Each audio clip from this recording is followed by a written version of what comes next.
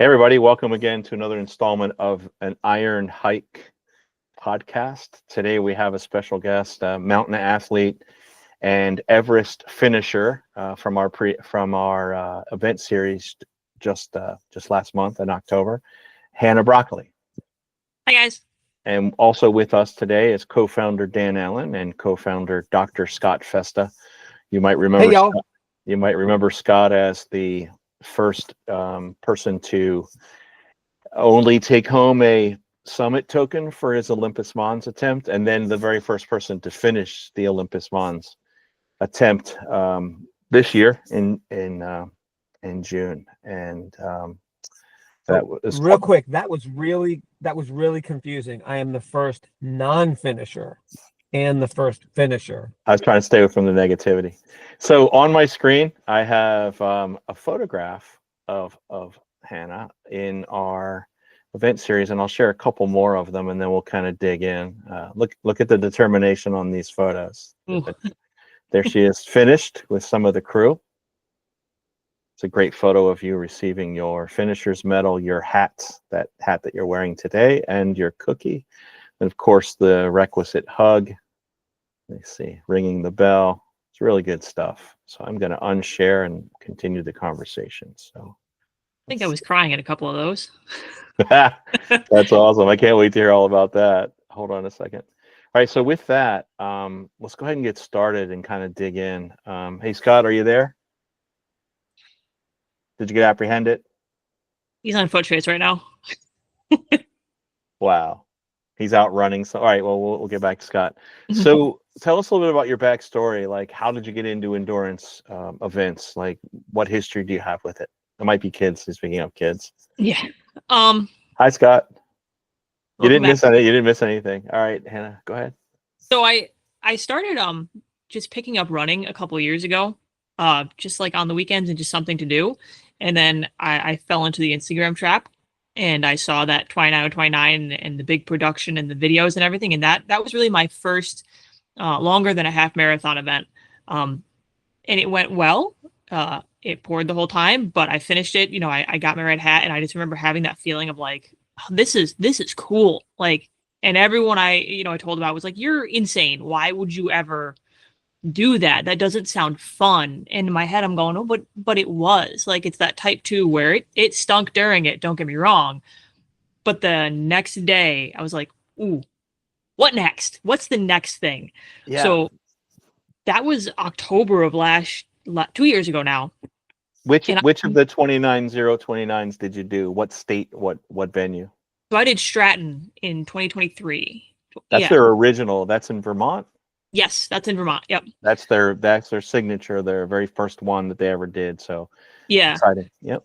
And when you tell people what year I did, they're all like, "Oh, I remember that year," because it rained from the morning until the end. It just poured. So once I finished that, I really like the next day I had this immediate like post-race blues of like, wow, now what? Because I spent a whole year like preparing for this and doing this and having a goal, and then all of a sudden it was done, and I was like, oh, this is kind of like depressing. Yeah. So I immediately went in and signed up for a local endurance race, which was in hindsight probably dumb because it was 3 weeks afterwards and it was a 6-hour run. And I'm like, yeah, that's fine. And I did a trail run, and I did 26 miles, farthest I've ever run in a distance. The distance was even farther than the distance for the 29. And just from there, it's kind of just been like a snowball effect. And now the crazier it is, the more elevation it is, the more people go, what the hell are you doing? The more I'm like, this is what I need. This is what I have to do. So I've really only been into it for like a year and a half, maybe, but now I'm hooked for sure. That's fantastic. So for those of you that are listening, you may or may not know that 29.029 is an event series or an event that happens. It's an elevation-based event. I think they have 7 venues every year. They have 7 events all over the country. They have one in Canada, and this is the one where you climb. They call them hikes. So you hike to the top, and then you take the gondola or chairlift down, rinse and repeat till you reach the equivalent elevation of Everest. We also have an Everesting event, and I think we're probably going to get into it here. that does not incorporate chairlifts or gondolas, and as a result, it adds quite a bit more mileage and time. So, with that, so how did you find us? So you're all beat up from this. You went and did a long run, and then you're sitting there going, I really like this. This is my new thing. How else can I find a way to induce artificial adversity and pain into my life, right? So what happens next? You guys got me on Instagram again. I started seeing the posts, and I'm watching and going, oh, all right, this is cool. Like, oh, they have an Everest, neat. And then I saw the hiking down, and I was like, oh, I hike a lot in the Adirondacks, and I always say that the hike up is fine. It's the hike down that kills you. So it's like, this is going to be a thing. All right. So I watched, I remember watching for a while. I didn't sign up till late. I think I signed up till August this year because I was kind of just like biding my time and seeing how I felt and what it would be like, and really trying to wrap my brain around it. And I saw the Everest, like level, and then I saw the Olympus Mons level, and now that's a problem because now that's something that I'm. Are you obsessed with Olympus Mons still? Oh, absolutely. I wrote it on a post-it note on my fridge, and I drew a little planet and a little mountain on it, and it says Olympus Mons, and that is the goal, and it is still the goal. When I came, I actually took it off the fridge and taped it in the trailer on the window. Didn't make it, but it's still sitting in the trailer on the window, and it's not going anywhere until it gets done. So when I saw the new further distances, like that's something I have to do for sure. That's exciting. So you finished the Everest distance with us in the allotted time, and were awarded the hat, the medal, and most importantly, the cookie. Oh yeah. Yeah. So that was exciting, and I passed you up and down on the mountain. You laughed me multiple times and passed me many times, and I remember having a conversation with you about, look, you're making the Everest cutoff. Let's go ahead and focus on that. And then after that, the thing that was exciting about the way that you approached this was when you finished the Everest, you had time left. Mm-hmm. And instead of just sitting down at the fire and chilling and enjoying, some food, you went back out, and I'm not sure how many more laps you did, but you summited it, and you descended multiple times to encourage other people and to hang out with people who were trying to get their own challenge, their own distances and elevation done. And that was really exciting. So, tell me a little bit about the differences between their Everest and our Everest. Well, this one's way harder. Easy enough. And I came away from this one having a bigger sense of community. That's something they preach over, is a huge sense of community. But this one, like, I felt it because we were together for so much longer.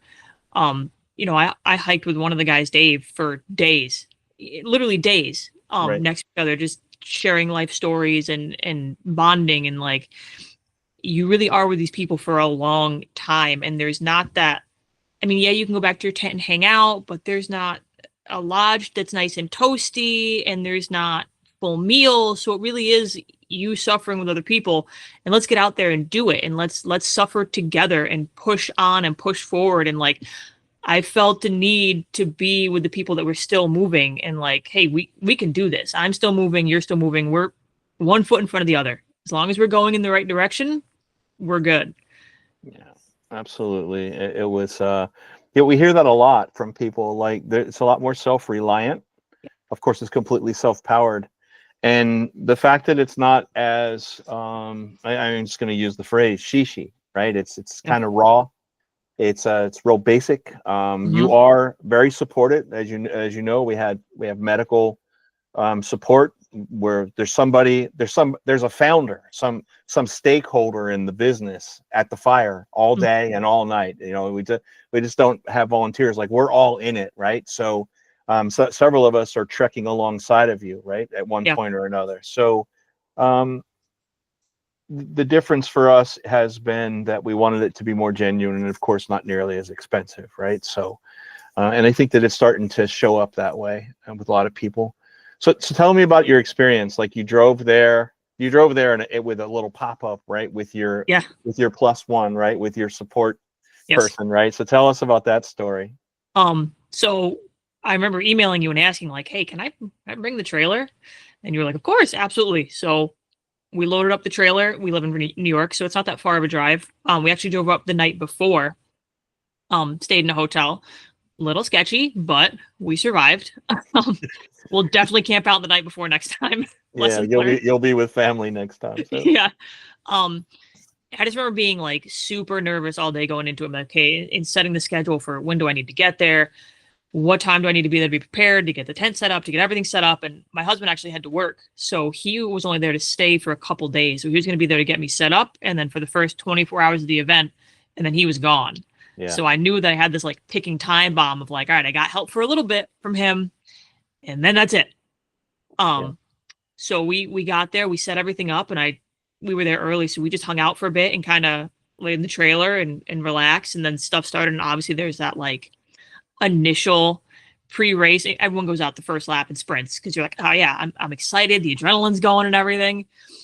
So we did the first lap. I talked to I talked to one of the girls, Lisa, the first lap. She was only doing the 12-hour event. My mistake, I kept up with her for a couple laps, and then died shortly after because she was only there for 12 hours. I didn't really pace very well. Yeah, and you were trying to be there for 84. Yes. So slight miscalculation on my part. So I kept up with her for the first couple laps, and it was a little hotter than I'd anticipated, which led to me quickly crashing. And I know that I got myself sick. I struggled that first day. It was hot. I was dehydrated. I wasn't eating. I was fighting more battles than just the uphill for, elevation. I was fighting like dehydration, lack of nutrition, everything going into it. And I was taking naps under my little tent. And I remember like being like not in and out of it, but kind of sleeping and nodding off. And everybody was coming up like, hey, is she okay? Do you need anything? People were offering me massage guns, electrolyte pills, snacks, everything. Everyone was like, what can we do to help? Which was super cool. I was out of it. My husband was like, no, she's good. But it was super cool to know that like that support was there and that people wanted me to finish, like, yeah, we're there for ourselves and to get our own goal, but seeing someone else do it too was almost like just as rewarding. So it was cool to have that, like, that support there, even though like I didn't know these people except for more than, for a couple hours. They really genuinely cared that I was okay. It was going to keep moving. So I died the first day, and then night came and the temps dropped, and that helped out a bit. So I just put the shoes back on, and actually I don't think I took my shoes off for the first day, like 18, 20 hours. So I got back out there, hiked a couple more laps in the dark. I realized that Olympus Mons goal that I'd set was slowly kind of slipping away. There was no way I was going to make it in the time. So I started to reevaluate my plan, and I set a new goal for myself of that Everest. I said, okay, if I can get Everest, I can live with that, and it gives me something to work for next year. We've troubleshot. I know the issues. I know the things I can fix. So I just kept moving, and that was it, just moving. And, hiking overnight was great. And coming down, like you said, there was always someone at the fire pit. Like I remember Scott being super motivational at 2 a.m, and telling me just to keep moving and like, you're doing okay. Having Cliff singing at the bottom was always great. That was one of my, you'd hear him halfway up the mountain. So yeah, that was always cool. So I just kept moving. And then I think I hit Everest the third morning around. Everything is paused. Oh. Hey, so I missed the last 15 seconds. So repeat the last 15 seconds. That's okay. So I was saying I hiked overnight and then hit Everest, I think, the next morning. I remember going to bed and only having, I think, 4 laps left. Mm-hmm. I was going to sleep for a couple hours. I took a hot shower, and that shower is clutch.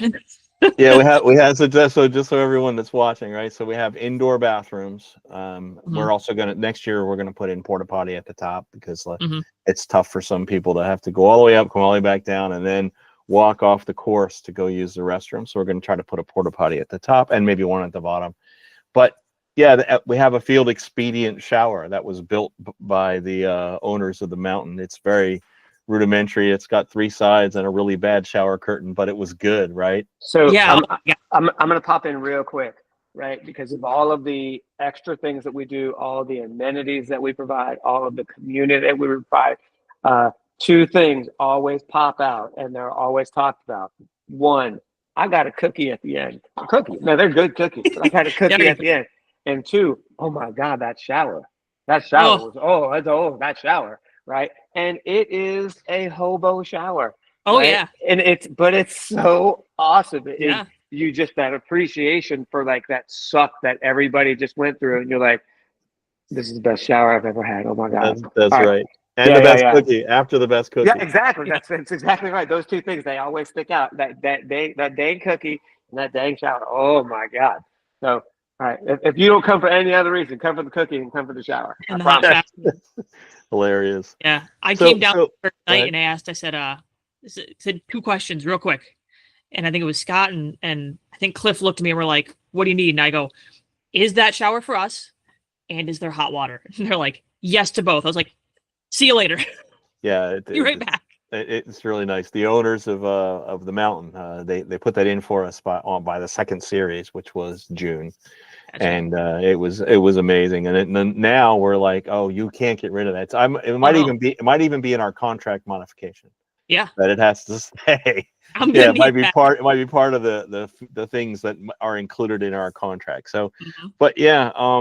So you finished on the second day or the third day? Like you came when did you start and when did you finish? I think I finished the morning of the third day. I went to bed that night after a shower with I think I slept for 3 or 4 hours. And as much as I go to bed and I'm like, oh yeah, I got like 8 hours. I have plenty of time. I'm wide awake in 2 or 4, and I'm seeing other people. And where I'd parked my trailer, I could see the clock right out the window. Nice. So I'm just yeah. laying there staring at it like, oh man, it's mocking me. So listen, did you feel supported? We had a lot of snacks, a lot of like food, like not real food, like the real food's available nearby, but we had like oatmeal and the scratch stuff, and the Scratch Labs makes really good stuff, and we always try to keep the water going and the hot water for ramen and all that stuff. When you finally realized, hey, I should be eating, did you eat some of that stuff or some of the I stuff did. you brought? The cup of noodles, lifesaver. Who knew? Best cup of noodles you ever had. Best cup of Every- noodles you ever had. Hot noodles, and I got into the hot cocoa one of the nights. Just something warm was like lifesavers at that point. Outstanding. So tell us about the feeling of that at final summit. You're wearing your orange hat on your way up and way down, and you get to the bottom, and who's waiting for you, and how did that play out? So the bottom was my husband had gone by then, so my own little support system was gone. But you guys were there, and Scott was there, and I remember giving Scott a big hug and him telling me, he's like, hey, you're the first female to do Everest. And I just bawled, cried. It was like overwhelmingly emotional and like, this is cool. And I did this, right? And no one can ever take that away from you. Never. So it was a great feeling to be done. And then decide to go back out for 12 more laps. Sure. Yeah, that was the part I liked the most for you. I'm glad that you got your cookie and that you reached a milestone. And I understand. I empathize greatly with you missing the Olympus Mons target, because I missed the Everest target myself, and I will be back. So I'm getting ready mentally and physically to do it again. Tell us about any advice you might have for someone who's watching this and thinking this isn't for me. This is too hard. It's too far. What would you say to someone like that was going through that in their brain? If you're debating doing it, do it. What's the worst that happens? And I always tell this to my husband, what's the worst that happens? You go and you push yourself as hard as you can. And even if you don't reach my Olympus Mons, I still reached Everest, right? I still was able to set a new goal and still achieve something that I was able to go home proud with, right? It wasn't what I initially set out with, but that's okay. It was still awesome and incredible. And even just the experience alone of like having that support and making new friends. I've got friends in different states now that, have offered to do different runs with me. So like just having that experience has been great. As far as advice day of, make a plan, try to stick to that plan. It will fail inevitably. So have a plan B and then a C and a D and so on. And just prepare mentally more than anything else. Yes, the physical is hard, but understand that like you're not dying. You can push through it. Yeah, your knees hurt. Yeah, your feet hurt. You have blisters. You're tired, but everyone else is there with you. And I think some of like the best stories that I had were coming down the mountain with some of the guys on like day 3 and just sharing the ridiculous things that we were doing to survive. You know, I said I laid in my tent and ate cup of noodles on my side. I was eating cold pierogies out of my cooler, you know, just ridiculous stories of like, yeah, this is what we're doing to get through, and like bonding in this crazy experience. But yeah, make a plan and have a backup plan. It's such a great story, and I remember 2 conversations with you. The first one was, I'm not going to make it. I remember that. I remember that conversation. And then the second one that sticks out was the, hey, you know, you made Everest, or you're going to be making Everest. And I think it was 4 laps out that we had talked about that. And then I think I gave the guys a heads up, hey, Olympus Mons attempt is going to end in Everest. Get all the stuff ready. Get the cookie, the hat, the medal, get it all ready. And Scott took care of all that very nicely. So Oh yeah, we appreciate having you. We're excited about the season. We've got some interesting changes coming up. We have a staggered start and an all finish, which means that people are going to pop onto the course. So the Olympus Mons starters, and you should check the schedule on June and also on October. They're going to start at midnight on Wednesday. All right. Yeah, and you're gonna trek all day Wednesday, all day. I mean, all day Thursday, all day Friday, all day Saturday, and your finish target is noon on Sunday. Okay. And every multiple day athlete has that same thing going on. The single day athletes are going to pop on Saturday just to make it easier for them, but they go from noon to midnight, which means when they're finished, they're probably going to want to just camp and then watch everybody else finish the next morning. Yeah. So that's what's going on. And we really think that our opinion is, and we're going to prove it here, is that that's going to create a deeper community than even our regular series creates, because more and more people show up. It's not dwindling, it's growing. The momentum's growing. And then it crescendos right there with everybody on Sunday. And so we're really stoked about that. Of course, some people might finish early and go home or whatever. And then we're going to have some sort of festival. We haven't figured out what that's going to look like, but we're calling it Iron Fest. I wanted to call it Iron Festa with an A in parentheses for Scott Festa. For someone there. but we may still do that with our marketing. And then 2 other things that are really exciting. We picked up a sponsor, and we've renamed Olympus Mons. It's now powered by Scratch Labs.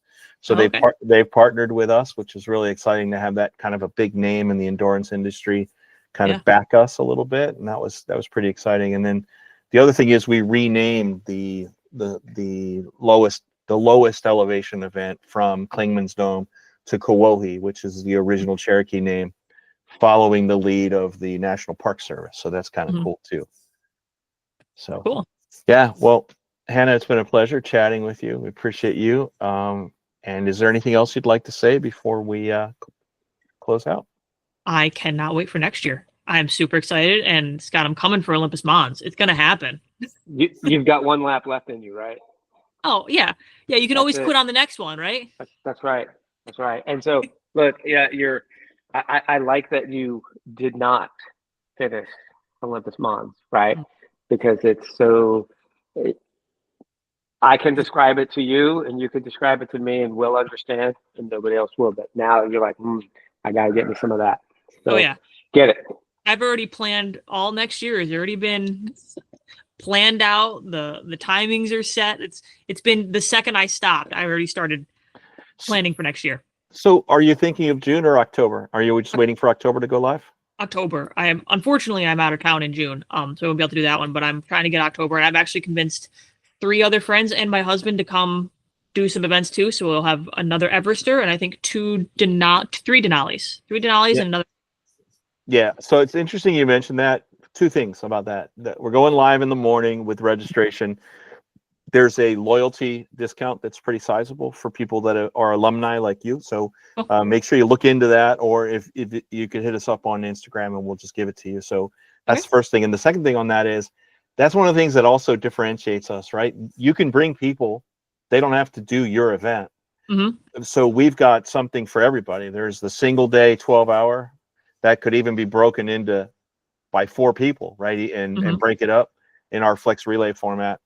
And then not everyone has to be an Olympus Mons, a person that aspires to Olympus Mons. And that's one of the things that is really helping us with broader appeal. I think that there's something for everyone. And yet everyone has the same thing in common. Everyone that's on that mountainside in Mohawk, they're all pursuing the edge of their comfort, the edge of their capability. So like if you take a look at Quadzilla, Jack, like hiking royalty, right? The guy did a single calendar year Triple Crown. He's an amazing guy. But Olympus Mons taxed him. It was hard for him.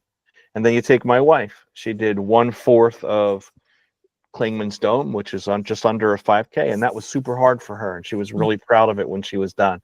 And everyone, what they all had in common is they're pushing their personal limits. Yeah. Right. One size fits all in terms of that goal, but there's something to quote Scott for people of all sizes and shapes and fitness levels. Yep. All right. Well, we're excited. We'll see you on the mountain. Look for that registration to open tomorrow. And if you need anything at all, you know how to find us. Will do.